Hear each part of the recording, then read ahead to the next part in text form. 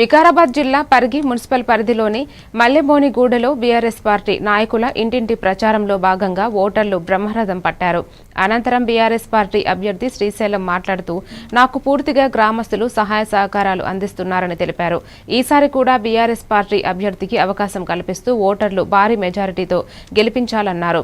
2వ వార్డులో సంపూర్ణ అభివృద్ధి చేయడం జరుగుతుందని బీఆర్ఎస్ పార్టీ అభ్యర్థి శ్రీశైలం హామీ ఇచ్చారు. ఈ కార్యక్రమంలో మాజీ కౌన్సిలర్ మౌలానా, అల్లాడి బందయ్య, రాగుల రాములు పాల్గొన్నారు.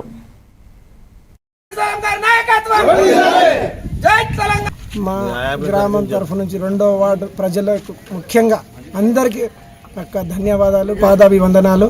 ఇంకోటి ఏమిటంటే మా గ్రామంలో ఉన్న చాలా వరకు సమస్యలు మేము పరిష్కారం చేసుకున్నాం. ఇంకా ఏదైనా సమస్యలు ఉంటే ఖచ్చితంగా మేము ముందుండి ప్రతి సమస్యను ఒక ఛాలెంజ్గా తీసుకొని పరిష్కరిస్తాము.